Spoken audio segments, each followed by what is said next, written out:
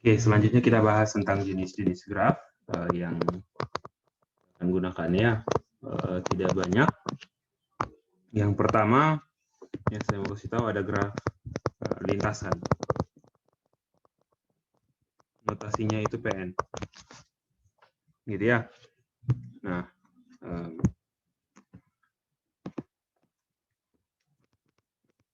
graf lintasan dengan N titik gitu ya, itu dinotasikan dengan PN gitu ya, itu merupakan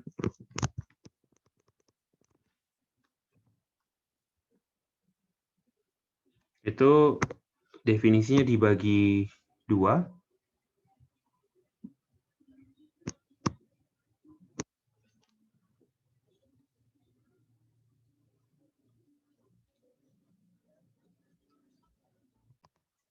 Yang pertama ini, jika N-nya sama dengan 1, maka P1 itu merupakan graf dengan satu titik. Sudah? Terus kedua, jika N-nya lebih dari sama dengan 2, maka ya graf PN itu merupakan graf dengan titiknya, dengan titik-titiknya V1, V2 sampai Pn, sehingga sisinya adalah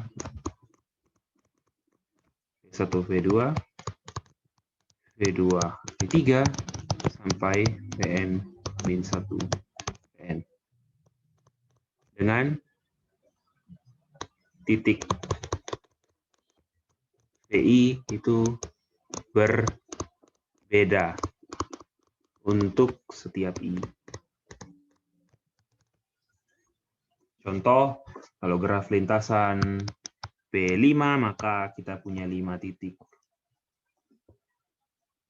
Ini kita namakan V1, V2, V3, V4, V5. Gitu ya. Nah, kalau yang kedua kita bahas graf siklus. Nah, graf siklus itu dinotasikan dengan Cn, N-nya lebih dari 93 itu merupakan ini, merupakan graf lintasan Pn dengan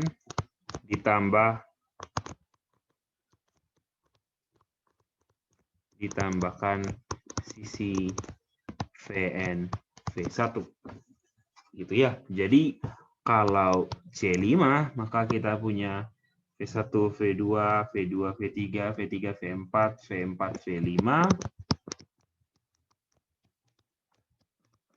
Kembali lagi V5 ke V1. Begitu ya. Itu graf siklus. Terus kemudian dari graf siklus ada lagi kita masuk kepada yang namanya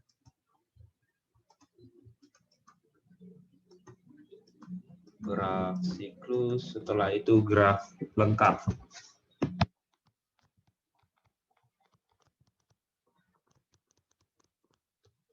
Nah, graf lengkap ya dinotasikan dengan Kn, N-nya lebih dari sama dengan 1, itu merupakan graf dengan apa? Setiap dua titik yang berbeda saling bertetangga.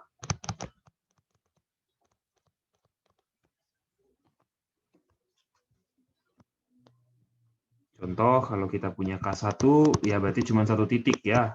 Kalau kita punya K2, berarti sisi, titik dan sisi, 2 titik, 1 sisi. Kalau kita punya K3, berarti ada ini. Kalau kita punya K4, berarti ada 4 titik, semuanya bertetangga. Punya seperti ini. Gitu ya.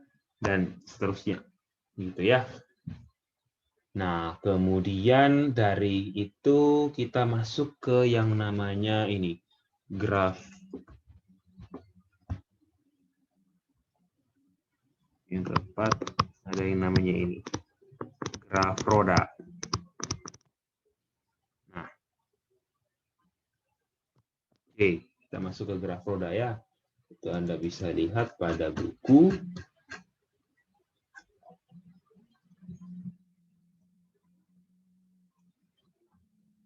Ya, graf roda. Jadi, graf roda itu dinotasikan dengan WN, N-nya lebih dari 93, will ya. Itu merupakan graf siklus Cn yang ditambah satu titik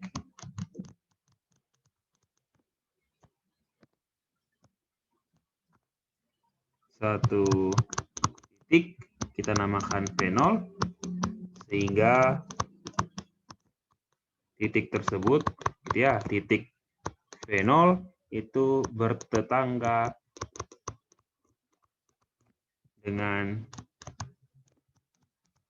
semua titik pada Cn.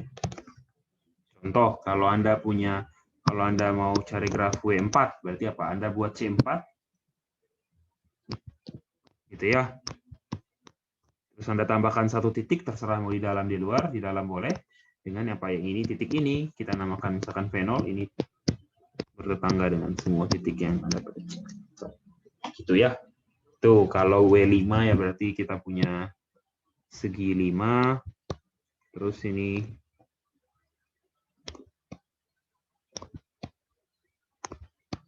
terkonek semua.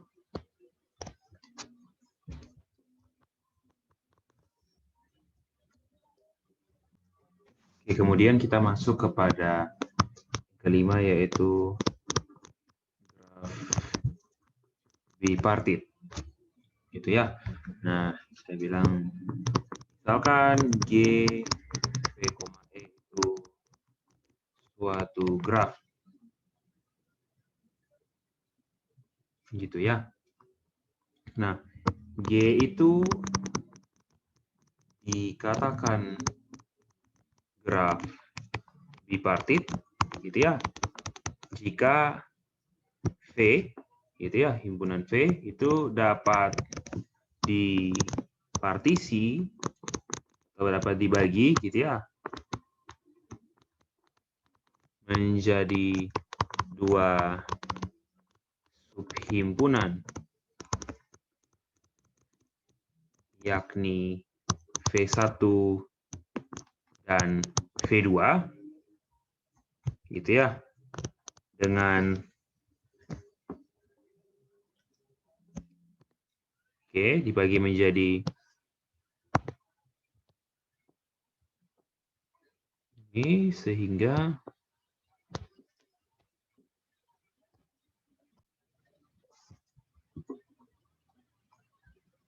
dan V2, sorry,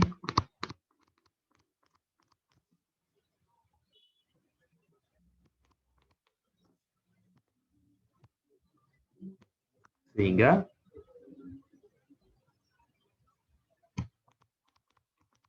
setiap sisi pada G itu dibentuk oleh satu titik pada V1 dan V2. Contoh, bipartit gitu ya. Misalkan Anda punya graf seperti ini.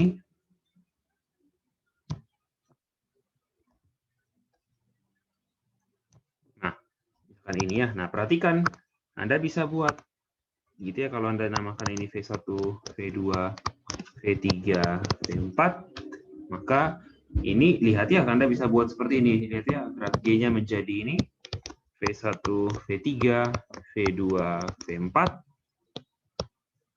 gitu ya. Dengan V1-nya kan bertetangga dengan apa? V2 dan V4. V3 juga bertetangga dengan V2 dan V4. Kita bisa bagi jadi dua partisi ya. Oke, saya bilang ini U, ini W. Seperti itu. Jadi himpunan titiknya yang awalnya V, yang isinya itu V1, V2, V3, V4 itu dibagi menjadi U dan W, dengan U-nya itu V1, V3, W-nya V2, V4. Tidak harus seperti ini ya, contoh maksudnya begini, tidak harus semuanya terhubung seperti ini, bertetangga seperti ini. Contoh misalkan saya buat G-nya seperti ini ya.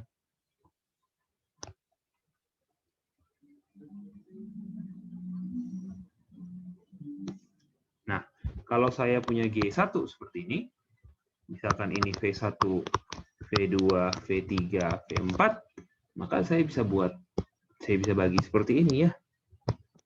V1 dengan V4, V2 dengan V3, lihat ya, V1 bertetangga dengan V2 dan V3, V4 bertetangga dengan V3. Intinya adalah setiap sisi dibentuk oleh titik pada himpunan partisi yang satu, himpunan titik partisi yang satu dengan partisi yang lainnya. Itu namakan graf bipartit. Nah, oke, itu graf bipartit. Nah, dari sini kalau kita lanjut ke bawah, gitu ya. Nah, lebih lanjut,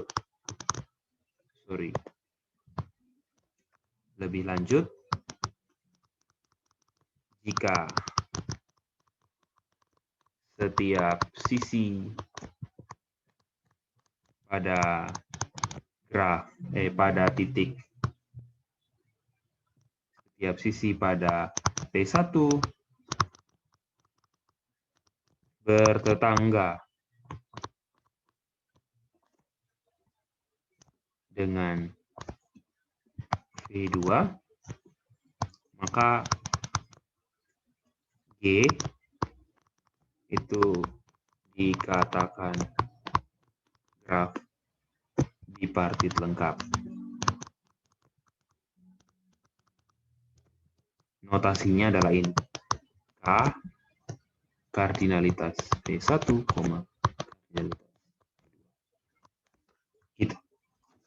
Banyaknya titik di V1 dan V2. Contoh, kalau Anda punya tadi ya, seperti tadi, kalau kita lihat pada graf G ini, nah ini itu dinamakan graf bipartit lengkap. Namanya apa? Yo, K22. Karena banyaknya anggota U2, banyaknya anggota V2. Ini graf komplit bipartit 2,2. Seperti itu ya. Dari sini kita dapat yang namanya ada lagi, yaitu graf bintang. Gitu ya, graf bintang. Nah, graf bintang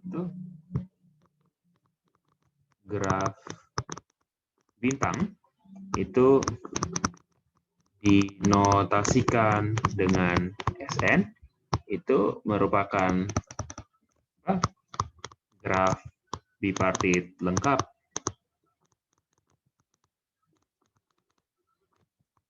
K1N. Gitu ya. Oke, itu adalah beberapa jenis-jenis pada graf. Kemudian setelah masuk ke graf, kita bahas lagi, gitu ya, yang namanya subgraf atau graf bagian.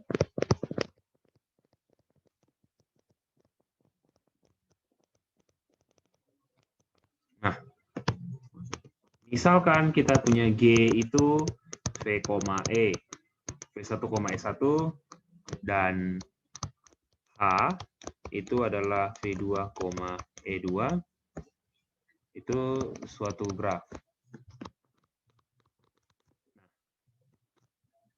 H itu dikatakan graf bagian dari G, itu notasinya ini, ya, dinotasikan dengan H subset G, itu ya, itu ini merupakan graf dengan ini V2-nya subset E1 dan E2-nya subset E1. Ingat, karena graf itu adalah pasangan terurut, jadi tidak ada istilah himpunan bagian. Karena graf bukan himpunan. Nah, karena itu dikatakan subgraf atau graf bagian, kalau apa himpunan titik dan sisinya saling subhimpunan. Atau himpunan titik pada graf satu subhimpunan dari yang lain, itu juga himpunan sisinya. Seperti ini. Contoh, misalkan Anda punya graf G.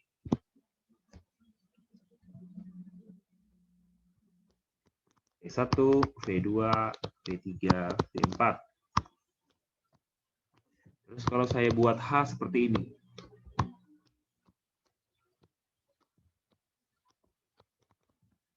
V4, V1, V2. Ya, maka ini saya bilang, ya H itu subgraf dari G. Walaupun di sini menggunakan notasi apa? Subhimpunan. Tapi ingat, sejatinya H itu bukan subhimpunan dari G, tapi subgraf dari G. Gitu ya. Ingat, subgraf bukan subhimpunan. Yang subhimpunan adalah titik dan himpunan titik dan sisinya. Seperti itu ya, ini contoh. Lihat, himpunan titiknya sama, ada V1, V2, V4, di sini juga sama. Sisinya di sini ada V1, V2, di sini juga ada, V1, V4 juga ada. Tapi beda kalau saya buat H2 ini.